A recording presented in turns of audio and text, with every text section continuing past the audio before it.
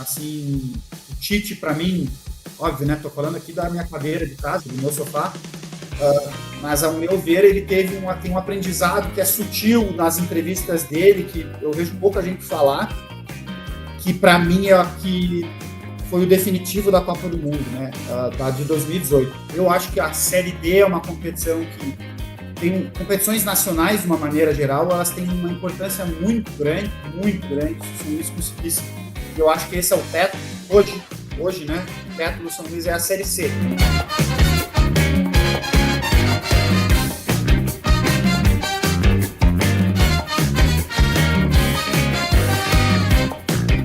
Salve, salve, moçada do esporte ao tempo todo, com o canal aqui no YouTube, na Casa da Terra Vermelha, em mais uma experiência. O ano é de experiência, a vida é de experiências, pode-se dizer assim, e hoje um distanciamento maior do nosso entrevistado.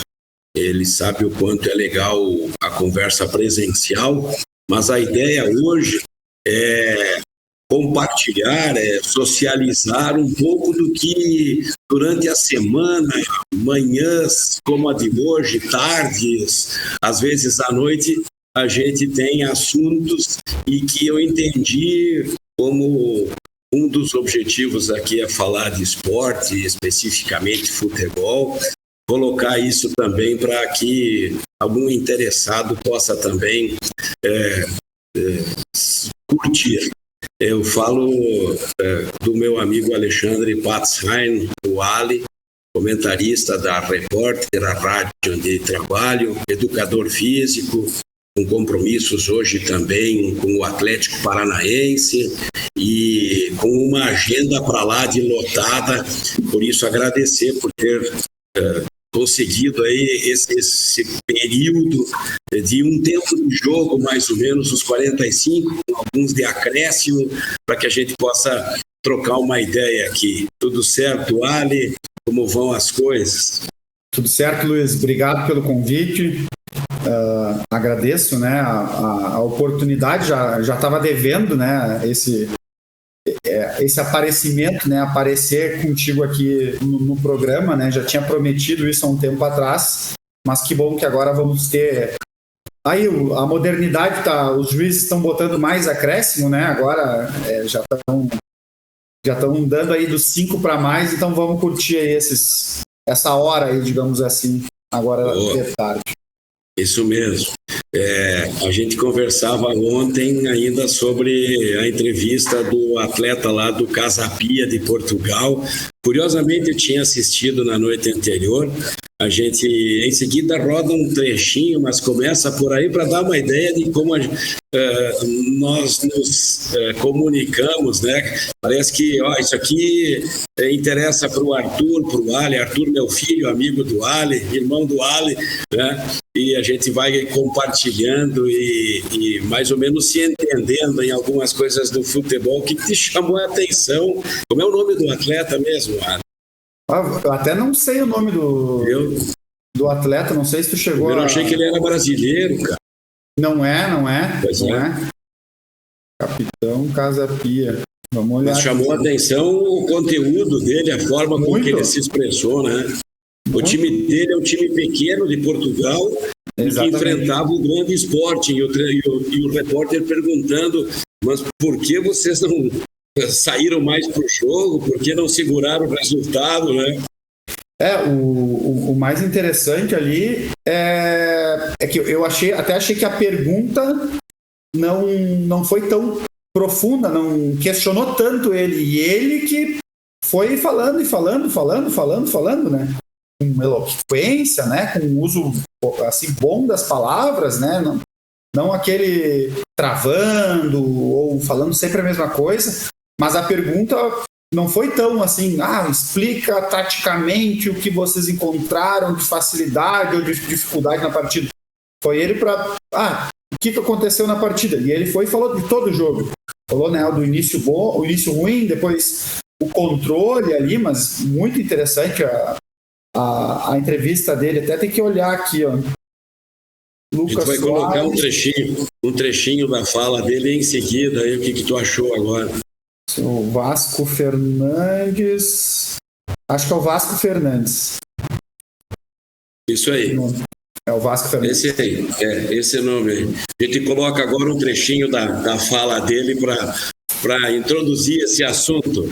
Quando a equipa sofre o primeiro golo, teria que ter tido ali mais calma para tentar retardar o tal segundo, porque se percebia até das bancadas que vinha ali uma energia positiva que podia levar a que o Sporting consumasse a reviravolta? Se fosse basquete, a gente podíamos ter moto, não dá. Eles metem ritmo, eles aceleram o jogo, jogam fora, jogam dentro. As faltas marcam rápido, lançamentos marcam rápido, não dá para parar o jogo. Mesmo que querias fazer falta, eles aceleram. São uma grande equipa, grandes jogadores, tiveram momentos menos bons nos últimos jogos, mas com uma dinâmica fantástica. Os alas muito profundos, o Nuno e o Porro dão muita profundidade, obrigam-nos a correr muito para trás. E isso, a equipa com o tempo vai ficando mais cansada, vai recuando no terreno e eles vão criando oportunidades.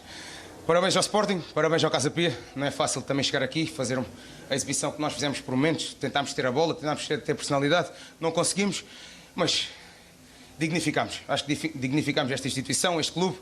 Futebol positivo, não viemos aqui fazer antijogo, nem com maus gestos. Não, tentámos praticar o nosso futebol, não conseguimos. Parabéns ao adversário, conseguiu, foi melhor, 3 pontos e a nossa luta continua domingo. Acha que é isso mesmo, que não belisca em nada aquilo que de tão bom vocês têm feito nestas 10 primeiras jornadas? Não, temos 17 pontos à 10ª jornada. Antes do campeonato começar, qualquer um de nós assinava à 10ª jornada ter 17 pontos. Um campeonato muito bom, acima das expectativas, competimos contra qualquer equipa, somos competentes, sabemos o que é que queremos fazer, sabemos o nosso caminho, temos um processo muito claro. Obviamente, defrontamos uma grande equipa, é mais difícil, mas vamos lutar, vamos estar aqui a dar guerra até ao final, vamos continuar já domingo, outra vez, vamos batalhar dia a dia, corrigir o que tivemos de menos bem, reforçar o que tivemos de muito bem, que não é fácil vir ao Alvalade fazer um golo, muitos momentos com muita personalidade, com bola, assim a jogar. Parabéns ao Casa Pia, continuar, domingo a mais. Perfeito. Fizemos uma pausa agora, vamos adiante. Bom, vamos saltar para outro assunto aí para a gente ir curtindo essa tarde esportiva contigo. Eu dizia para os guris, aqui também tem um Allen e para o Thiago. Eu vou falar com ele de Copa Dunga até Copa do Mundo, né? Jogou Copa Dunga, Allen? Joguei algumas pelo Colégio Sagrado, Coração de Jesus, pelo CSJ. Eu não lembro se eu cheguei a jogar pelo CAP, eu acho que não. E aí pela CF e pelo CFE. Joguei por 3. E aí talvez eu possa estar misturando Copa Dunga com o Guri Bom de Bola, que também era no Sesc. Tá, mas tá valendo. Mas da mesma época ali que rolava bastante ali, daí desde 98, eu acho, 99... uns 8, 9 anos ali, começando ali já. Até 2005, acho. Com o CFE ali foi a última. Com o Arthur, inclusive, nós jogávamos juntos. Certo. Outro dia... eu acho. Esse outro dia chegou. Agora, no fim de semana, eu tenho filhos do meu sobrinho que jogam essa Copa Dunga. Vou lá assistir e aí tem o pai, aquele que se comporta, senta lá, toma o mate dele, e tem o cara que vai para a tela. E aí o treinador de um dos times mandou um áudio, eu não sei se tu já viu, um áudio em espanhol, em que o gurizinho, a gente pode também em seguida daí rodar, porque é exemplar, né? Esse áudio, esse vídeo, tu viu isso e sabe do que eu estou falando, né? Teu pai não ia na tela gritar, né? O Nico não ia lá. Não. O pai era mais calmo, assim, ele até assistia bastante dos jogos, mas os sábados à tarde, assim, quando dava para fechar a loja ali, assistia, mas a mãe, que eu assistia mais, aí a mãe já falava um pouco mais, mas era mais de incentivo, assim, de xingar, nunca vi, assim, ou de ir pra tela, fazer algo mais, era mais de incentivar, e aí dava pra escutar bastante a voz dela lá. E ela, sim, da música lá, falava alto na arquibancada. Ah, sim, tem pulmão forte. Si piensas que siempre tengo que ser el mejor, no vengas. Si para ti el resultado es lo más importante, no vengas. Si vas a gritar al árbitro cada vez que crees que se equivoca, no vengas. Si no puedes soportar que esté en el banquillo, no vengas. Y si te vas a enfadar cada vez que fallo, ¿pero qué haces? No vengas. Si vienes, Ven a disfrutar, a animar y a descansar. Yo solo quiero jugar feliz y verte feliz.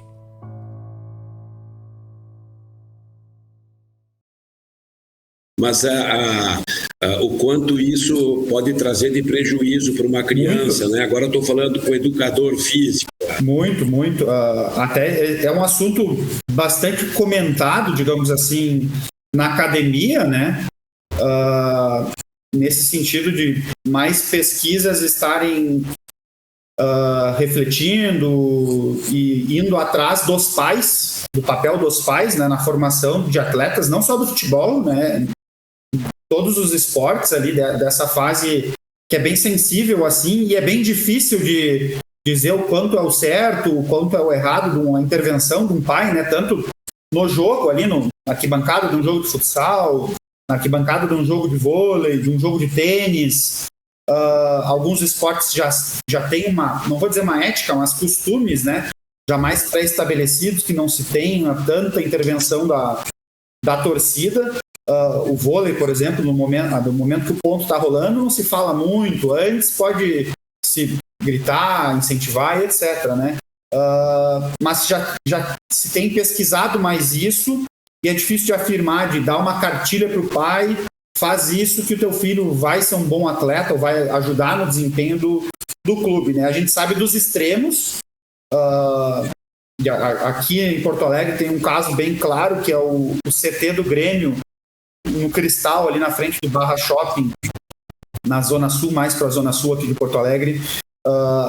Ele é colado, né, na rua, então os pais ficam assistindo o treino da rua, então eles conseguem ver o treino, né? E por mais que tenham orientações ali das comissões técnicas, da coordenação das categorias de base do Grêmio, né? Ali treina até o sub-13, masculino e feminino, se eu não me engano, até o sub-17 treina ali. Mas tu não consegue impedir, né? Porque é um espaço público e mesmo nos treinamentos o pessoal vai lá, enfim, vai lá assistir, vai lá, e muitas vezes se exaltam, tem amistosos, tem jogos, né? Mas diariamente o pai pode ir lá, e aí o clube faz cartilhas, né? Tanto que esse vídeo ficou famoso agora. Normalmente sai algumas coisas, já tinham outros materiais disso, mas até é de alguma empresa ali, eu não lembro, espanhola, que fez, né? É um vídeo, né? Essa propaganda, digamos assim, do padre, se tu faz isso, não te vengas, né? Não vai ao estádio, não vai ao meu treinamento, né? Mas isso é bem forte, e o que tem comprovado é que isso influi na criança, principalmente negativamente, né? E aí estudos já com atletas, até teve uma entrevista do Juan Mata, que jogava no Manchester United por muito tempo. Ele, agora, essa semana, uma fala dele ali falando sobre os pais dele, né? Que eram pais que incentivavam, que eram pais que não se exaltavam nas arquibancadas, que deixavam ele, cobravam, obviamente, né? Questão de estudos, de empenho nos treinamentos, mas que não ia para esse lado extremo da atuação, né? Da interação nos treinamentos e jogos, né? Mas, então, o que se sabe realmente é que influi negativamente. Isso se sabe. Quando se tem isso, vê uma briga dos pais, né, dos treinadores. A gente teve agora na Liga Gaúcha o treinador lá em Pelotas do time vermelho preto. Não, do futsal, no futsal. Agora na Liga Gaúcha sub-12, foi nas quartas de final, agora tá até para sub-12. Sub-12, sub-13, eu acho. Uma criança. Vai jogar contra o CEP. Eu sei que o treinador do CEP é meu amigo. Ele estava esperando sair a suspensão ou não, a eliminação da equipe. Foi o treinador. Poxa, como é o nome do time vermelho e preto de Pelotas, lá famosíssimo? O Brilhante é o Clube Verde lá, que deixa o tênis verde. Poxa, esqueci o nome do time. O time preto e vermelho lá, na quadrinha de parquet lá. Era muito difícil de jogar lá. Um treinador bateu no outro treinador, ou no juiz, eu não lembro agora, mas isso faz 2 semanas, estava sendo investigado. Então, sabe-se que tem influência negativa, né? Tanto de pais como treinadores, esse tipo de atuação. Né? Sim, eu tenho acompanhado nesses jogos da Copa Dunga e me chama a atenção e percebo que um pouco projeto maior, que é a Copa Dunga, que já tirou pontuação em algumas categorias, né? Fica só jogo amistoso, mas da arbitragem, eu vou chamar de uma arbitragem educativa, pede desculpa quando fez a falta, para além do cumprimento antes do jogo e depois do jogo, que também é uma coisa legal, que no meu tempo não tinha, perdia, ia para um canto, ganhava, comemorava do outro. Isso já é, né, algo que a gurizadinha vê também nos jogos pela TV, mas o pedido de desculpa, o valor que isso acaba tendo também, não é, Alan? Sim, e isso já tem algum tempo, né? E até acho que no futebol é mais recente, no futebol, futsal, mas nas categorias menores do basquete, a arbitragem educativa do handball, eu sei que tem também, isso já é mais cultural, já vem há mais tempo essa arbitragem educativa. Eu sei que eu tenho colegas meus da faculdade que participam, são treinadores de basquete, que já falam disso há um bom tempo, assim, né?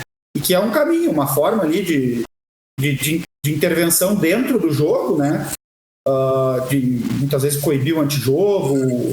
A gente sabe que as faltas, enfim, isso vai acontecer dentro da partida, em diferentes esportes, mas que isso vai, talvez indiretamente, né, lidar na cabeça da criança, né, no cognitivo dela, ela vai tendo esse aprendizado, esse retorno, vendo que o que ela está fazendo não é certo, que ela pode ganhar de outra maneira, que ela pode vencer o adversário sem precisar dar um soco, dar um empurrão que vai machucar, enfim, o adversário, né? Mas isso já é... Acho que é um caminho e dificilmente isso vai mudar, Luiz. Essa da arbitragem educativa, eu acho que, principalmente nos anos iniciais, ali, ela já está afirmada, digamos assim. Certo. Eu disse, a gente dá um salto agora da Copa Dunga para a Copa do Mundo. Está preparado? Vai conseguir assistir? Tem jogo às 10, à 1 da tarde, às 4. E que Copa do Mundo vai ser essa, Ali? Do ponto de vista também do aprendizado para a gurizada, algo que tu tenha acompanhado, que ela possa ter de positivo aí, uma Copa com várias críticas já recebidas ao longo do tempo. Eu acho que dá para separar bastante coisa, né, na Copa do Mundo, né? A gente pode falar de muita coisa na Copa do Mundo, né? Mas assim, falando principalmente de criança, esse sentimento que eu tenho na Copa do Mundo de 98 e de 2002. 98 eu já lembro bem de ir com a turma da escola. Eu até lembro hoje, eu não lembro de hoje como está a professora, mas a professora Miriam, lá no Colégio Sagrado, ela levou a gente para assistir Brasil e Escócia. Estreia do Brasil. Tinha 7 anos. Isso, lá todo mundo foi, fizemos pipoca lá, um bolão. Isso cria um vínculo com... Eu lembro disso, não lembro de muita coisa da minha infância. Eu lembro de ir na casa dela, num prédio, perto do Ruizinho, ali perto do Sagrado, na descida ali, assistir o jogo. E isso eu vejo uma retomada. E aí vou fazer um elogio, ou o que traz, né? O Neymar. O Neymar é um cara que, para essa geração nova, e eu acabo conversando bastante com eles, que eu tenho muitos alunos jovens numa das minhas atuações, que é personal trainer, e eles, assim, o Neymar. Então, não sei se é explosão de rede social, cada vez mais nova, etc. Mas eles têm no Neymar, até questão de meme, não sei o que é, mas eu vejo um retorno que a gente não teve na Copa de 2010, não teve em 2018, talvez em 2018 mais, nem em 2014 no Brasil, essa identificação, talvez em 2014 também, mas essa identificação, né, esse sentimento, todo mundo esperando, álbum de figurinha, febre, talvez num público um pouco mais elitizado, porque estava muito caro para mais pessoas fazerem, né, mas sim, eu vejo, né, e esse é uma das faixas da Copa do Mundo, um dos lados da Copa do Mundo, né? Tem toda a questão governamental, que não se sabe ainda como será. A gente já viu na Argentina cartilha para torcedor como não ser preso na Copa do Mundo. Já tem cartilhas orientando, porque a Argentina é o país que mais comprou entradas, né, ingressos, já esgotaram os 3 jogos da fase inicial da Argentina. Então, tem toda essa questão cultural do país, e ao mesmo tempo é a Copa do Mundo, talvez, para quem gosta de futebol em loco, mais legal para ser assistida, né? Porque é uma cidade, um local muito pequeno, né? Os estádios, a distância entre os estádios ela é muito pequena, é cerca de usar aqui como Porto Alegre, seria no estádio do Novo Hamburgo, ali do Aimoré, o estádio mais ao norte, digamos assim, e o mais ao sul seria o do Porto Alegre, lá onde o Monsun está jogando, na Zona Sul. Essa seria a distância entre os, não lembro se são 8, 10 ou 12 estádios. Então, pelo transporte ali, enfim, aplicativos, transporte público, se tu quiser, tu consegue assistir os 3 jogos no mesmo dia. Então, isso é possível nessa Copa do Mundo que nunca foi possível. Talvez o Japão fosse a Alemanha ali, era uma outra Mataus, o Beckenbauer, né, que ia de helicóptero, assistia todos os jogos, né? Mas essa é possível para todos, né? Se o Luiz lá foi para o Catar, quer comprar ingresso de 2 jogos do dia, ele vai conseguir assistir. Então, tem isso também, né? Dessa proximidade dos estádios que nunca foi vista numa Copa do Mundo tão perto, assim, Copa do Mundo moderna, vou colocar assim, né? Talvez o Uruguai, lá nos primórdios, né? Mas então isso é mais um ponto, e aí toda a questão do jogo em si, né? Preparação, não vou dizer a evolução do jogo, mas a evolução da importância e do que vale, né? E hoje, minuciosamente, se estuda tudo, se acompanha tudo, é treinador de bola parada, treinador de goleiro, enfim, treinadores para a fase ofensiva, para o ataque, para a defesa, você tem muito cuidado, né? E no final das contas, depois é um jogo, né? Jogo de mata, é o campeonato mais legal de se assistir. Então, tem tudo para ser uma Copa controversa nesse sentido cultural, mas também bom para a gente ver, né? O esporte, ele é um esporte, ele é político, ele é cultural também, né? Porque a gente vai poder ver como funciona um país desse, que não chega para nós, né? A gente não sabe como é a cultura lá do Catar. Talvez agora a gente vai poder ver um pouco. E em questões táticas, em questões do jogo também, né? E o jogo, de novo, né? O jogo único, ele é fenomenal, né? Ver aquilo vai ser decidido ali. Tem um componente psicológico ali dentro, que é ali onde o jogador cresce, é ali que marca, é uma coisa muito curta, né, muito intensa, é um mês. Então, é Copa do Mundo a cada 4 anos, tomara que isso não mude, né, mas a expectativa é alta, mas eu acho que eu não vou assistir. Consegue já ter mapeado os favoritos, se é a Copa da Surpresa, ou teremos de novo um campeão entre os favoritos, entre os confirmados? Eu acho que a Copa do Mundo é difícil, por mais que o jogo único proporcione isso, né? Uma surpresa, como foi a Croácia em 2018, a própria Croácia em 98 também chegou longe, Coreia do Sul ali em 2002, pode ter isso, mas eu não vejo com muita chance, assim, tirando ali Brasil, França, que até acho que está meio mal, Argentina, Inglaterra, mas pegar esses assim, Espanha, até a Espanha também não tem um grande time, mas os favoritos tradicionais, assim, eu não vejo algo tão diferente disso. O que eu veria de surpresa é Bélgica e Uruguai.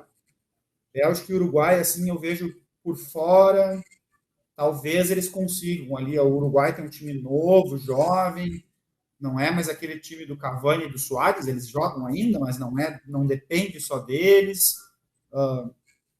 Então, eu vejo assim, a Bélgica é um bom time, muitos falam, né? Até se fala ironicamente da geração belga ali, etc. Não, é um bom time, sim, tem tudo para ir longe.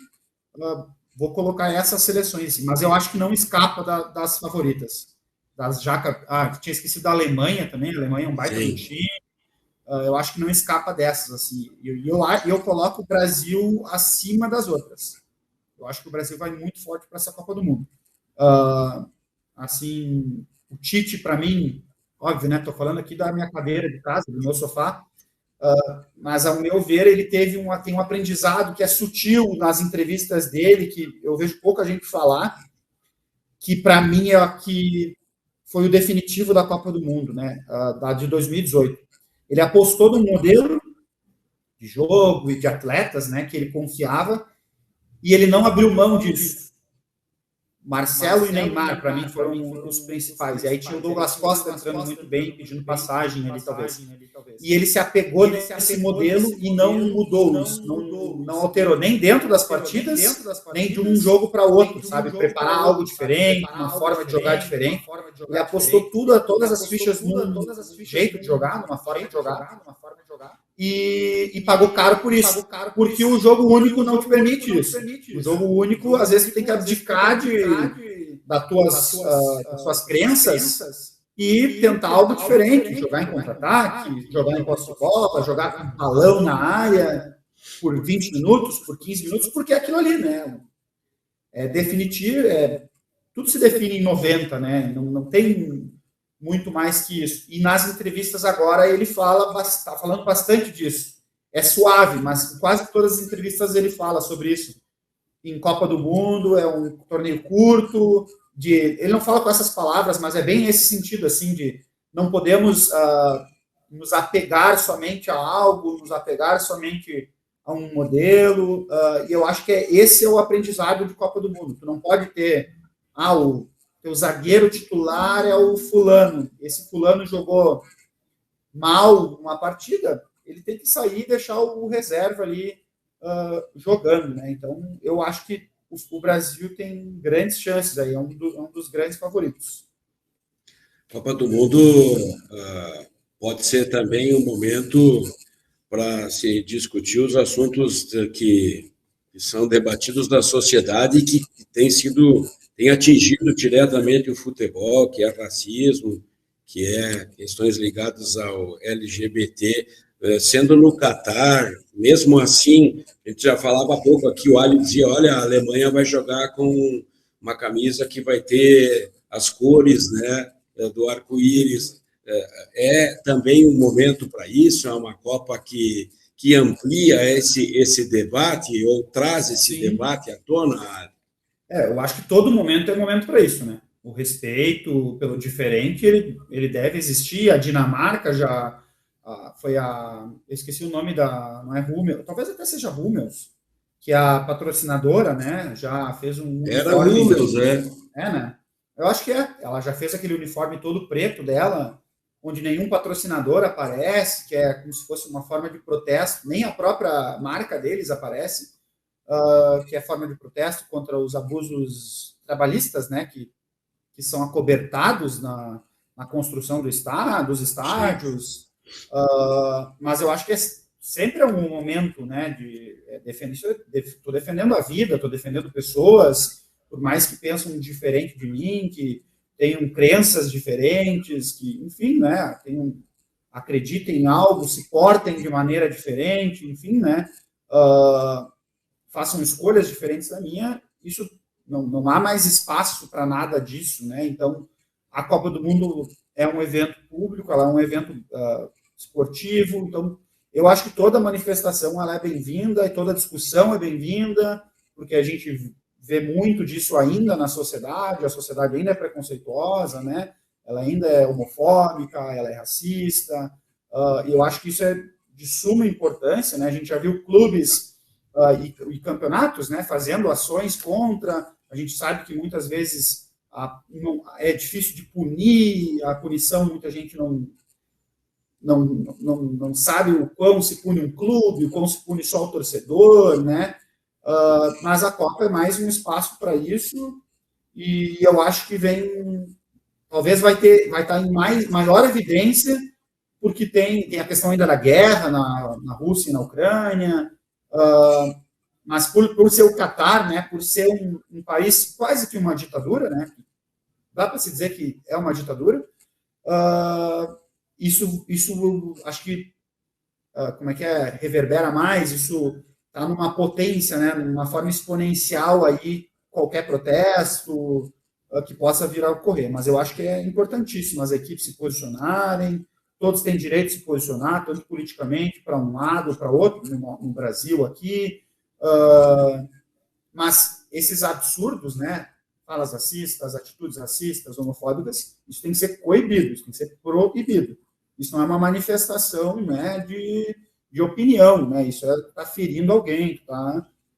Mas eu acho que no Catar, de novo, é um lugar que ali, né? Aquilo tá, para quem é de fora, para quem estuda política e geografia, enfim, na história, sabe que ali é um pavio, né? Ali acender um fósforo, aquilo todo mundo ali, a FIFA toda com, né, se mexendo na pontinha dos pés, não sabe se divulga, aí sai uma cartilha de modos que o torcedor vai ter que ter, daí já falam que não é verdade, falam que é fake, que... Então eu não sei até que ponto se vai ter algo maior lá, né, um protesto maior, mas eu acho que sim, é necessário isso. Por tudo isso, uma Copa imperdível, mais uma. Estava lembrando, falava de 98, tinha 7 para 8 anos, né? A minha primeira, né? 70 eu tinha 5, né? E aí eu só lembro dos vizinhos comemorando, não tinha nem TV, aí 74 na Alemanha, se me pedir, ter 2 escalações da Alemanha e da Holanda, como isso marca na infância e por isso toda essa relação também com as escolas e parar um dia para olhar o jogo do Brasil, e bacana, e dá só uma curiosidade aí da tua rotina com esse desafio, com esse trabalho novo lá no Atlético Paranaense. Fala um pouco disso também para a gente, Iago. Vamos lá, então. Hoje eu trabalho para o Atlético, né? Assim, em palavras cruas, digamos assim, né? Em resumo, eu sou olheiro do Atlético Paranaense hoje, né? Olheiro do profissional do Atlético Paranaense, né? Hoje se tem setores de captação, os olheiros nas categorias de base, que a maioria dos clubes chamam de captadores, né? Isso é uma função. A minha é a mesma, digamos assim, só que no futebol profissional. Então, basicamente, assim, é isso, né? Hoje, o departamento lá de mercado, né? Os analistas de mercado, são chamados, né? É um departamento de 7 pessoas, onde 4 eles chamam de analistas internos, e hoje nós somos em 3 analistas externos. E a função, basicamente, é monitorar atletas, encontrar novos atletas, criar uma base de dados grande em cima de atletas que venham no futuro interessar o clube, monitorar os próprios atletas do clube também, né, atletas emprestados. Então, basicamente, assim, é isso, né? A minha função hoje, né? Eu sou um dos externos, não sei como será ano que vem, a princípio o trabalho é para seguir. A gente tem mais uma viagem programada no mês que vem, acho que vai ser no mês que vem, em novembro, para acertar o final do ano, como vai ser a Copa do Mundo, talvez a gente faça alguma coisa a trabalho em cima dos jogos da Copa do Mundo, porque não vão ter mais campeonatos, né? Os campeonatos param no mundo inteiro, mas basicamente assim minha função é essa, né? Indicar jogadores para o Atlético, né? Para o profissional do Atlético. Então, eu tenho mensalmente esse grupo de analistas externos, né? Esses 3, hoje são 3, éramos em 4, mas um acabou sendo demitido na jornada, na caminhada desse ano. Mas a gente tem um calendário mensal de jogos para assistir, né? São competições diferentes, então nunca um analista vai estar vendo os mesmos jogos no mesmo mês que o outro, né? E a gente vai mudando isso, né? Um mês eu vou estar, sei lá, vou estar assistindo a Premier League no mês, são 40, 50 jogos no mês, e o outro analista vai estar assistindo o Campeonato Italiano, e o outro analista vai estar assistindo, outra analista é uma menina, um dos externos é uma menina, é uma mulher, vai estar assistindo o Campeonato Francês, por exemplo. Nós assistimos cada um dos seus campeonatos, no final do mês a gente envia uma lista de nomes que a gente indica lá dentro de alguns critérios que o clube nos traz, né, e nos solicita. E aí no próximo mês a gente inverte, né? Quem estava assistindo o campeonato inglês vai para o campeonato italiano, quem estava no italiano vai para o francês. Podem ser mais de um campeonato também, mas basicamente é isso, assim. Então, é uma forma de olhar o jogo completamente diferente do que estamos acostumados, não digo nem de lazer, mas pensando em analisar um jogo coletivamente, taticamente, de padrões de padrões comportamentais das equipes, né? Como uma equipe ataca, como uma equipe defende, como uma equipe ataca no contra-ataque, como ela defende o contra-ataque, né? As bolas paradas, que isso seria mais um departamento de análise de desempenho, né? Os departamentos de inteligência hoje que os clubes têm. Então, é uma análise completamente individual, eu tenho que ver o atleta, como ele performa, como ele desempenha dentro do jogo, como ele joga, né? Enfim, como ele vai no ataque, como ele defende, etc, etc, etc. Então, são análises individuais, às vezes são muitos atletas para avaliar um jogo, então é um trabalho bem pesado, assim, e depois de analisar uma partida, a gente faz relatórios individuais. Então, cada partida vai gerar aí 7 relatórios, 10 relatórios, 14 relatórios, dependendo das equipes envolvidas, dependendo do teu gosto pessoal, se tu gostou de um atleta que tu quer indicar para o clube. Então, basicamente, a função é essa, né? Aí para mais aprofundados, assim, questões de contratações mesmo, chegar o approach num atleta, fazer a oferta, isso daí já é mais acima da minha alçada, né? Daí é o pessoal lá que vai conversar e vai comunicar junto com a comissão técnica e com os diretores de futebol, que hoje é o Alexandre Matos lá, e a comissão técnica é o Felipão e auxiliares, enfim. Isso daí é um passo à frente, né? Eu seria um passo mais de primeiro filtro, assim, que é chamado. Então, a gente faz essa primeira avaliação, vai tentando afunilar, né, as análises, mas é bem trabalhoso, assim, mas é um mercado, é departamento de mercado, mas é um mercado dentro do futebol que está em crescimento, assim. Como a análise de desempenho cresceu da década de 2010, aí, de 2010 para cá, a análise de mercado vem crescendo também, botar aí uns 3 anos para cá, que ela vem dando esse boom, assim. Então, é uma área bem legal de trabalhar, é uma área diferente, como eu falei, não é... A gente não olha o jogo dos 11, né? A gente olha mais focado. Então, mas é uma função muito legal, a estrutura do clube, enfim, o suporte todo do clube é muito bom nesse sentido, assim, é um trabalho mais de bastidor, de poucas informações, assim, a serem reveladas, a serem compartilhadas em redes sociais, né, como, na realidade, né, o futebol mesmo, assim, ele acontece nos clubes, né, que vai para fora de um atleta ou comissões técnicas, ou o departamento de análise de desempenho é muito pouco, né, então é mais de bastidor mesmo, assim, o trabalho. Mas essa é a função. Acho que expliquei bem, acho. Explicou. Ninguém me viu, mas eu estive lá. Em resumo, é isso, né? Ale, é como repórter de rádio, muitas vezes, né? Mas eu não te vi lá, não precisa me ver, mas eu estava lá, eu acompanhei o fato.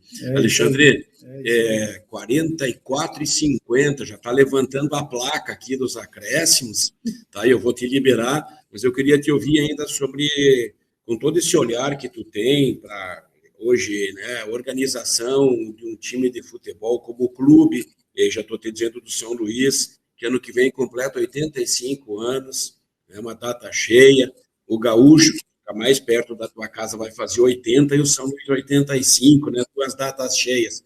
E a experiência do São Luís com a Copa, que está andando, e tem o Grêmio agora com esses 2 jogos, um hoje, que é o dia dessa nossa conversa, né, nessa quinta, e o outro na segunda-feira.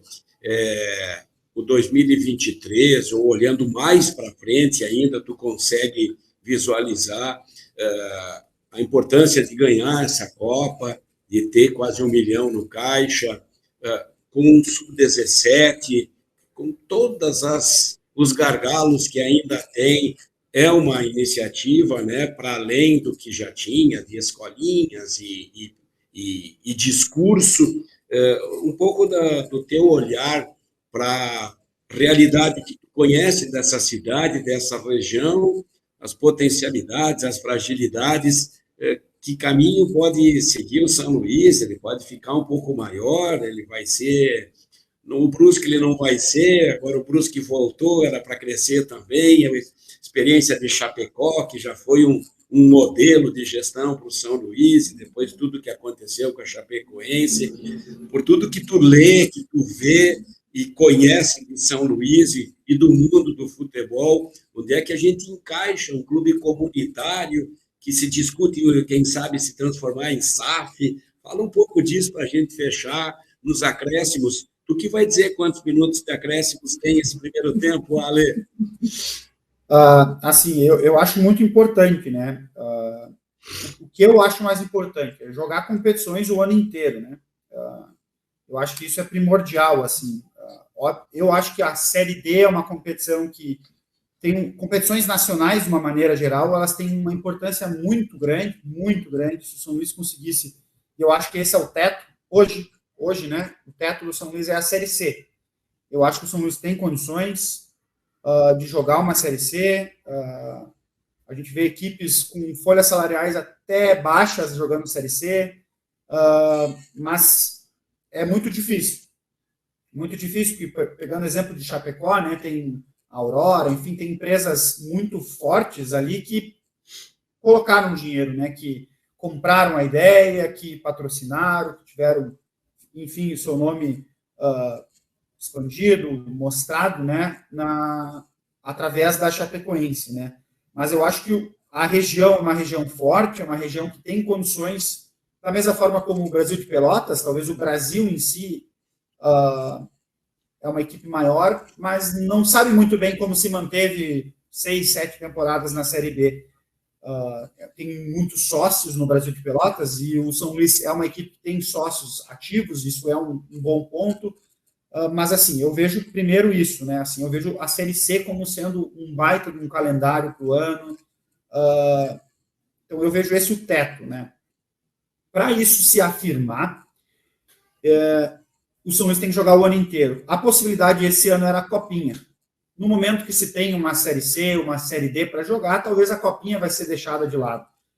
E também no momento que tu consegue jogar uma Série C, essa busca pela vaga da Copa do Brasil, que ela é uma busca financeira e a gente sabe, não é uma busca, por exemplo, na Série D que tu joga almejando ir para a Série C. Né? A Copa do Brasil tu joga pensando no que vai entrar ali, no financeiro que vai entrar em uma rodada, em 2 rodadas, em 3 rodadas, que nem a gente viu a Avenida, a gente já viu o Ipiranga de Erechim perder para o Fluminense, assim, 2, 3 rodadas mais à frente. Isso sempre tem, isso sempre acontece, mas não é o normal, né? Não se prepara para isso. Pode acontecer? Pode. Então eu vejo a competição no ano inteiro. Por quê? Para criar cultura de torcida, Luiz. Eu vejo esse para mim é o primeiro ponto, assim, ponto fundamental. Para botar o torcedor no estádio. Segunda-feira eu vi as imagens, estava lindo aquilo, estava espetacular o jogo contra o Aimoré, ali quase 3 mil pessoas do estádio, ouvi um pouquinho da jornada também. Aquilo estava muito bom, o barulho que aquilo traz, o ambiente que aquilo traz, e eu vejo isso fundamental, né? Tu jogar uma Série D, vai jogar a primeira fase da Série D, tem que buscar colocar 1.500, 2.000 pessoas, porque isso é cultura do povo, da mesma forma como as pessoas se deslocam para ir ver um show de música, as apresentações na praça, um teatro, cinema, vai assistir o São Luís. Isso cria cultura, cria identidade com a cidade. Eu coloco sempre como exemplo os clubes das divisões inferiores da Inglaterra, e eu acho que é isso que o São Luís deveria se espelhar. É muito difícil de mudar isso. O inglês, ele tem a cultura de ir ao estádio. Essa é a cultura dele. O brasileiro tem a cultura de vencer. Quando a gente está próximo de algo, a gente almeja algo, tá vendo, é tangível, é tocável ali o título da Copa FGF, como é agora, ele é tocável, sim. O São Luís pode ser campeão, tem uma equipe forte, etc, etc, etc. O estádio começa a encher. Mas para mim não é esse o fim. O fim é tu ter competição o ano inteiro. Tu poder ir lá assistir futebol, tu poder ir lá se divertir com teu filho, com tua filha, teu namorado, com tua namorada, com tua esposa, teu esposo. Esse, para mim, tem que ser o fim. O São Luís como um centro da cidade, um centro cultural da cidade, que tu vai lá vivenciar o futebol, que é a realidade do Brasil. O futebol ele está acima, em questão esportiva, dos outros. E aí, tendo uma Série D para jogar, tendo uma copinha, perfeito, é bom, mas eu vejo como, assim, trazer equipes maiores, trazer um Brusque, trazer um Mirassol, que hoje subiu, mas equipes, um Novo Horizontino, um CRB, enfim, o São Luís sair para fora do Rio Grande do Sul também, que a copinha ela é regionalizada também, mas eu vejo isso, criar cultura de tu ter aquilo institucionalizado na cidade. A pessoa sabe que Juí é a terra do São Luís. A gente sabe que em Santa Cruz vai ter o Santa Cruz Avenida. Geograficamente, a maioria das cidades do país a gente conhece por causa do futebol. Eu, por exemplo, o Fluminense de Feira de Santana, o Fluminense do Rio, tem tantos times no Rio, tem o Boa Vista, tem o Figueirense de Florianópolis, e assim a gente vai conhecendo o Brasil. E eu acho que essa é a virada de chave, não jogar algo, obviamente, a SAF pode trazer. E aí, de novo, a SAF vai ser igual a uma empresa se vier patrocinar o São Luís. Só que ela vai ter poder de decisão dentro do clube, talvez mudar uma gestão que já deveria ser em todos os clubes associativos ou privados, digamos assim, não privados, mas clubes de SAF. A administração deve ser bem feita, não ser porque ele é associativo. O Grêmio é um clube associativo, tem uma administração boa, estava servindo como exemplo nos últimos anos. Pisou na bola e caiu para a segunda divisão, mas era uma administração louvável. O próprio Bahia, o Fortaleza, são clubes associativos que financeiramente vão muito bem, obrigado. O Flamengo, óbvio, tem o poder da marca Flamengo, etc. Mas o Flamengo é um clube associativo. O Inter é um clube associativo, que é talvez dos 4 clubes do mundo que tem maior número de sócios. E esses sócios votam. É uma democracia, eles vão lá, escolhem o presidente, escolhem a chapa que eles mais gostam. Mas o fim é isso, é tu ter o esporte na tua cidade, é tu ter o vôlei em Juí, uma equipe, o futsal em Juí, ter o futebol, mas que as pessoas possam ir lá, as pessoas se associem, e aí isso é fundamental, ter uma boa administração, ter boas equipes técnicas, que eu falo de comissão técnica, que trabalhem em prol, né, disso, diretorias que visem isso, categorias de base que são, talvez, hoje aí a saúde financeira de um clube, de conseguir espichar um jogador aí numa Série B, numa Série D. A gente vê diversos casos, o Jefinho do Botafogo é um cara que estava jogando Carioca no início do ano e é um cara que provavelmente vai ser vendido ou vai ser comprado pelo Botafogo, já vai entrar dinheiro para o Resende, se eu não me engano, ele era do Resende. Mas tem um clube autossustentável, né, que com dinheiro dos sócios, dos patrocinadores, de alguma empresa grande, de uma SAF, enfim, que possa se sustentar, que possa se manter na Série A do Gauchão, que possa jogar Copinha, que possa jogar uma Série D, e quem sabe uma Série C, aí eu coloco como teto, assim, aquele teto um pouquinho a mais uma Série B. Eu acho que tem condições, sim. A Tombense, por exemplo, é um time que joga, não tem torcida, está jogando Série B e está indo bem na Série B, não é igual um CRB, um CSA, que lotam um estádio, que tem cultura de torcida dentro do estádio, que estão na Série B também, né? Também há espaço para esses clubes, mas eu acho que há espaço, se o trabalho for bem feito, se for pensado a médio prazo, nem a longo prazo, questão de aproveitamento de jovens. Essa é a minha crítica à atual comissão técnica, enfim, gestão na Copinha. Teve jogos que o São Luís já estava classificado, não viu os jovens entrarem.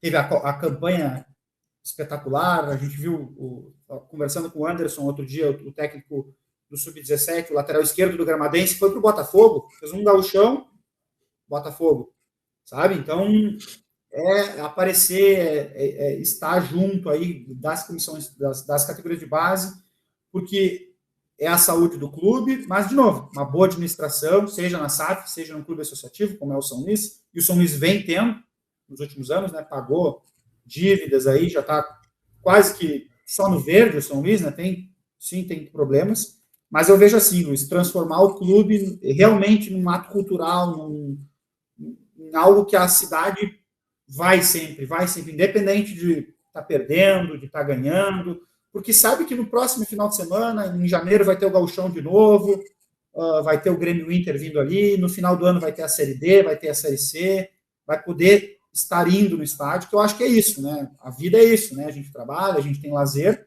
e o esporte é uma dessas maneiras, né? De saciar, digamos assim, esse lazer, né? Esse gosto que a gente tem dentro da nossa cultura, né? Que é pura futebol. Muito bom te ouvir conversar contigo, meu olheiro preferido, meu comentarista favorito. Obrigado por ter esse tempo aqui com a gente do canal, tu que é um baita parceiro do tempo todo, que a gente possa voltar a falar esse ano ainda. Muito obrigado, se cuida, tudo de bom aí para ti, Ale. Valeu, Luiz, tchau. De novo, agradeço o convite. Valeu, abraço. Alexandre Quatzai, o Ale Rain, com a conversa aqui, hoje à distância, em mais uma entrevista no canal O Tempo Todo, esse projeto aqui na Casa da Terra Vermelha, na 12 de outubro, com a José Bonifácio. Você pode compartilhar esse conteúdo, pode curtir, pode se inscrever no canal, se assim for do seu interesse, e a gente volta na semana que vem com uma nova entrevista. Até a próxima!